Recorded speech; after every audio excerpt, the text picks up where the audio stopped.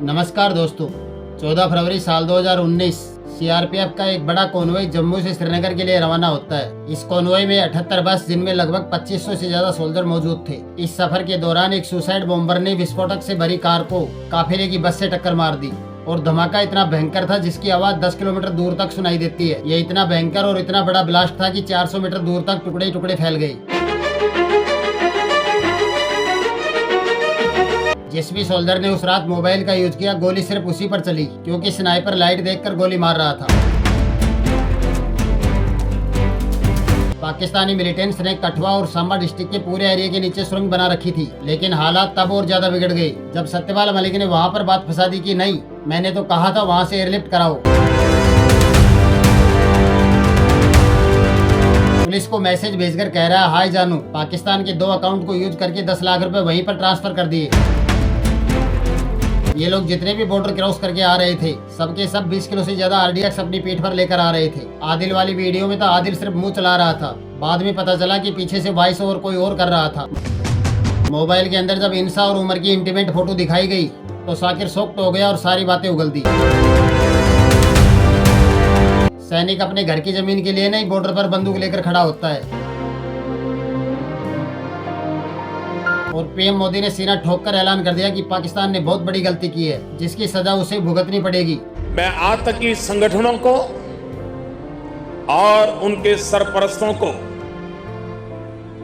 कहना चाहता हूं कि वे बहुत बड़ी गलती कर चुके हैं। बहुत बड़ी कीमत उनको चुकानी पड़ेगी। इसके बाद हमें बालाकोट स्ट्राइक देखने को मिलती है। आइए दोस्तों समझते हैं आज की इस वीडियो में इस घटनाक्रम को गहराई से।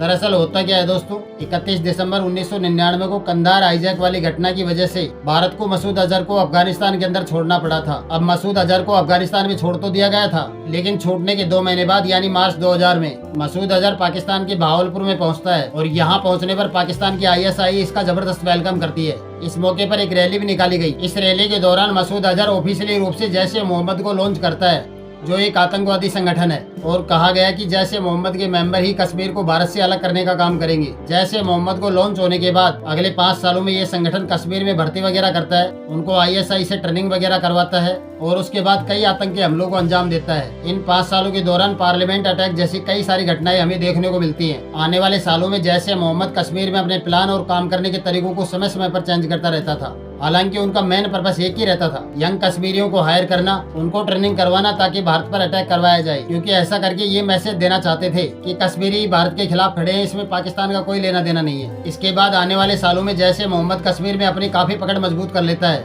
लेकिन साल 2015 में एक नया ट्रेंड देखने को मिलता है। इससे पहले कश्मीर में जो भी कमांडर बनते थे वो सब लो प्रोफाइल रहते थे और छुपकर काम करते थे, लेकिन इस टाइम पर बुरहान वानी एक अलग ही तरीका अपनाता है। वो एक पहला ऐसा मिलिटेंट ग्रुप था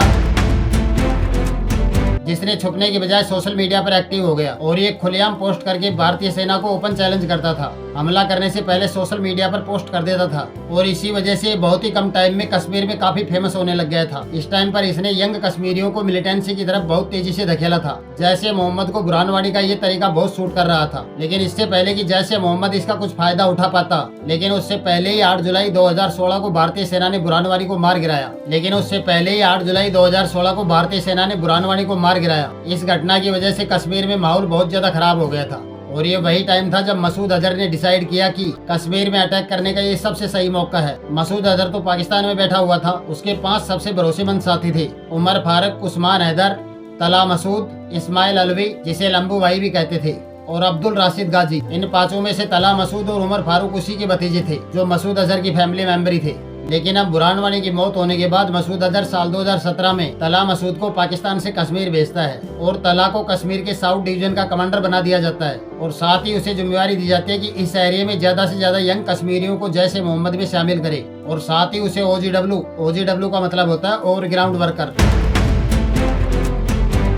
यानी कि नेटवर्क बढ़ाने का काम दिया गया। जैसे मोहम्मद कश्मीर में एक लोकल लोगों का नेटवर्क तैयार करता है जिसे OGW कहते हैं। इस नेटवर्क में आमतौर पर उन कश्मीरियों को शामिल करते थे जो सीधे तौर पर इंडियन फोर्सेस के खिलाफ हथियार नहीं उठाना चाहते थे, लेकिन वो बाकी आतंकियों को शेल्टर देना, इंडियन फोर्सेस की लोकेशन और छोटे छोटे इंटेल मुहैया कराना, लॉजिस्टिक संभालना और सेफ हाउस अरेंज कराने जैसा काम करते थे।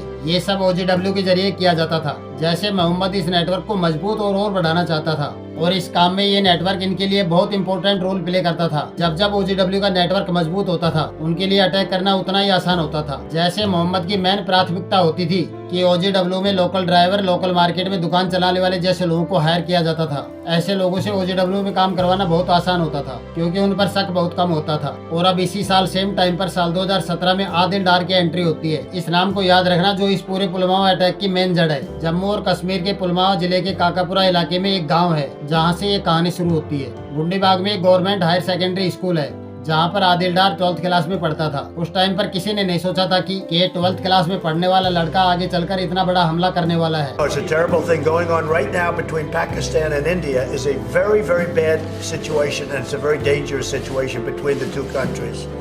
And we would like to see it stop. A lot of people were just killed, and we want to see it stopped. We're very much involved in that, yes, if that's what you're referring to. No, I stopped paying Pakistan the $1.3 billion that we were paying them.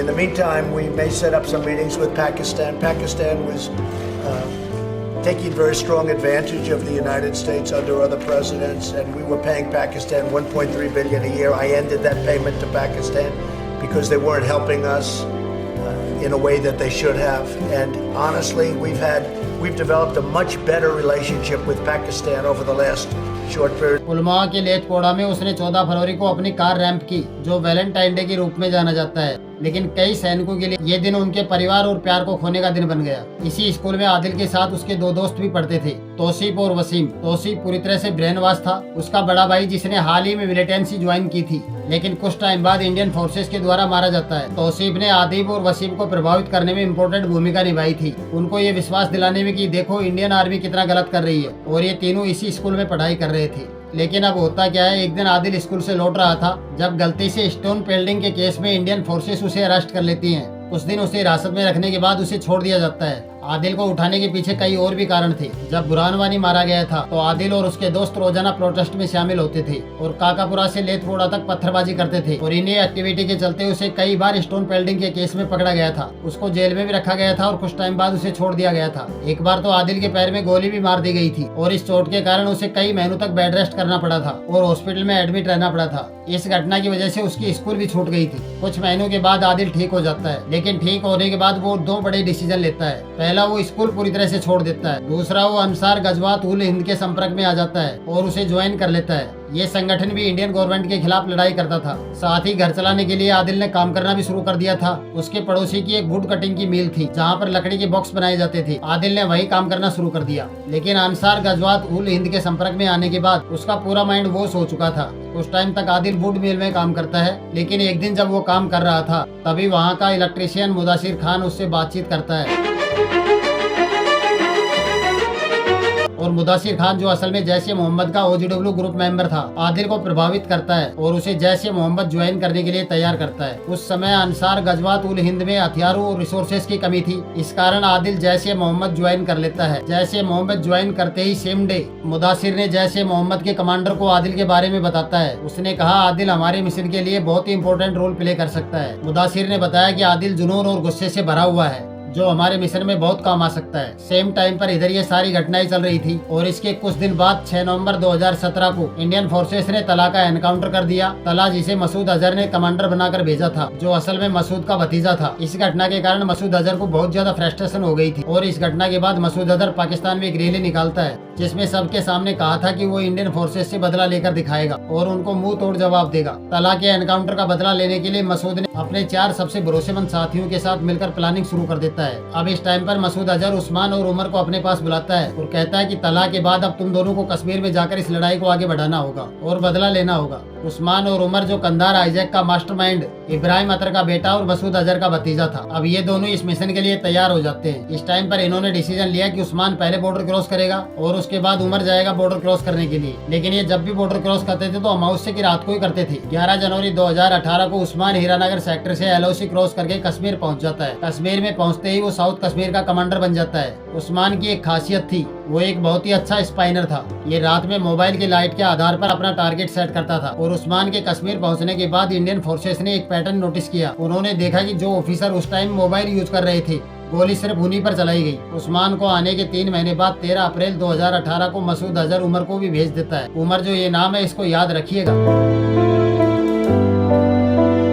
जो इस पूरे पुलवामा हमले का main mastermind था। उस time पर ये लोग डार्क कलर के कपड़े पहनकर बॉर्डर क्रॉस करते थे। उमर ने तो एक ग्रे केल्विन क्लाइन की टी-शर्ट पहनकर पाकिस्तान के सुखमल की तरफ से एक टनल को यूज करते हुए कश्मीर पहुंच गया। अब यहाँ पर आपका एक सवाल भी हो सकता है कि आखिर ये लोग इतनी आसानी से LOC क्रॉस करके कश्मीर कैसे पहुँच रहे थे? तो क्या इनको रोकने वाला कोई भी नहीं था? दरअसल होता क्या है दोस्तों, LOC का पूरा क्षेत्र जटिल और चुनौतियों से भरा हुआ है। जैसे मोहम्मद ने इस पार से उस पार जाने के लिए LOC के नीचे कई सुरंग बना रखी थी और ये सुरंग लगभग 3 मीटर चौड़ी और 25 मीटर गहरी होती थी। ऊपर से चाहे कितने भी फेसिंग और सिक्योरिटी के इंतजाम कर लिए जाए, लेकिन इन सुरंग के जरिए ये लोग आसानी से सीमा पार कर लेते थे। इन सुरंग को बनाने के दौरान बीच बीच में हल्का फुल्का सीमेंट का यूज किया जाता था ताकि वो दबे नहीं। एंट्री और एग्जिट गेट पर पेड़ लगा देते हैं, जिस कारण से इन सुरंग को पकड़ना बेहद मुश्किल हो जाता है। कठुआ और संबा डिस्ट्रिक्ट के बॉर्डर एरिया में जैसे मोहम्मद ने सबसे ज्यादा सुरंग बना रखी थी, जिन्हें रोकना बहुत ज्यादा चैलेंजिंग बन गया था। लेकिन जब कभी इन सुरंग का पता चलता था तो इनके अंदर से पाकिस्तान के प्रोडक्ट भी मिलते थे।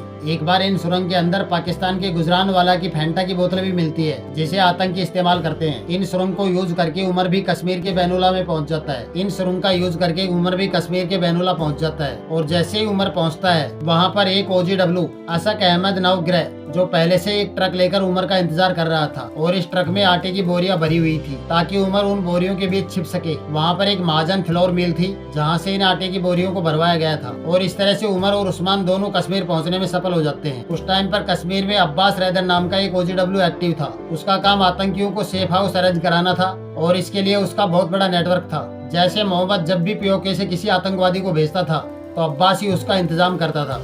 उनका रुकने का स्थान और समय समय पर सेफ हाउस बदलने का पूरा अरेंजमेंट अब्बास ही देखता था। उस्मान और उमर का अरेंजमेंट भी अब्बास ने किया था। उमर ने कुछ दिनों तक तो 2-3 सेफ हाउस बदले, लेकिन बाद में वो साकिर बसर नाम के एक कश्मीरी के घर को सेफ हाउस बनाकर वहीं रहने लग गया। उमर ने काफी समय तक एक ही सेफ हाउस में रुककर अपनी प्लानिंग बनाई और अपनी सभी एक्टिविटी और तैयारियों को करने के लिए वही इकट्ठा होते हैं। जब उमर सेफ हाउस बदल रहा था तो एक बार उसने पीर तारक अहमद नाम के आदमी के घर को सेफ हाउस बनाकर वहीं रहने लग जाता है। लेकिन नियम के अनुसार सेफ हाउस को हर थोड़े दिन में बदल लेना होता था। लेकिन होता क्या है दोस्तों, उमर को पीर तारिक की बेटी इंसा से प्यार हो जाता है और इसी वजह से उमर यहाँ पर सबसे ज्यादा लंबे टाइम तक रुकने लग जाता है। उमर ने इंसा को एक Redmi Note 5 Pro मोबाइल भी गिफ्ट में दिया था। उस टाइम पर जितने भी मोबाइल फोन खरीदे गए थे वो सभी बिलाल बदगाम के गुलशन मोबाइल शॉप से खरीदे गए थे। कुछ टाइम बाद इंसा को भी अपने मिशन में मिला लेते हैं और ये उनकी उस टाइम की फोटो है जो आप स्क्रीन पर देख सकते हैं। दूसरी तरफ आदिल ने भी जैसे मोहम्मद ज्वाइन कर लिया था एक बड़े हमले की प्लानिंग के साथ। जैसे मोहम्मद ने आदिल और उसके साथ 70 यंग कश्मीरियों को POK में ट्रेनिंग देने के लिए बुला लेता है। इन सभी की ट्रेनिंग बालाकोट और बहालपुर में की गई थी।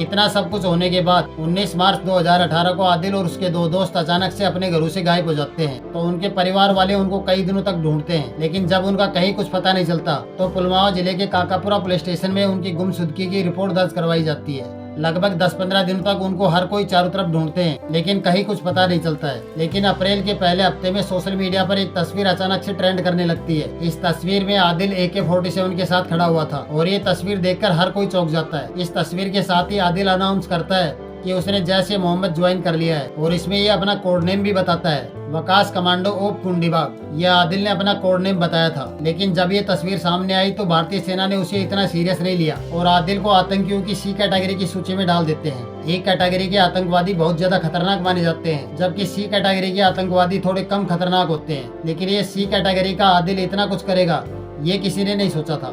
आगे चलकर आदिल इतना बड़ा धमाका करने वाला था और इसके बाद एक और बड़ा धमाका करने की प्लानिंग करते हैं। इसके बाद ये सब POK से वापस आ जाते हैं, जहां पर इनकी स्पेशल ट्रेनिंग करवाई जाती है। इस ट्रेनिंग के दौरान अब्दुल गाजी इनको लीड कर रहा था। इस ट्रेनिंग के दौरान उनको एक कैटेगरी चुनने का ऑप्शन दिया जाता है। ये कैटेगरी थी इस्तिसादी और दूसरी होती थी इंगमासी। ट्रेनिंग में 2 कैटेगरी होती थी, इस्तिसादी और इंगमासी। इस शादी में सुसाइड बॉम्बर की ट्रेनिंग दी जाती है, जबकि इंग मासी में आत्मघाती फाइटर बनने की। आदिल इस शादी वाली कैटेगरी चुनता है और यहाँ से उसे लोडेड RDX के साथ गाड़ी चलाना और आत्मघाती हमले के लिए ट्रेंड किया जाता है। और इस ट्रेनिंग के दौरान अब्दुल राशिद गाजी जो इनको लीड कर रहा था, इस दौरान आदिल का ट्रेनर उसे सबसे ज्यादा पसंद करता है। इसकी दो वजह थी। पहली, आदिल के अंदर भारतीय सेना के प्रति ज्यादा नफरत थी। दूसरी, वो अपनी जान देने के लिए हमेशा तैयार रहता है। जैसे मोहम्मद की लीडरशिप जहां पर अटैक करने की प्लानिंग कर रही थी, आदिल वहीं का लोकल रहने वाला था और इस इलाके का चप्पा चप्पा जानता था वो। जब आदिल की ट्रेनिंग पूरी हो जाती है तो उसे जम्बू संबा सेक्टर वाला जो बॉर्डर है उसको क्रॉस करके वापस कश्मीर आ जाता है।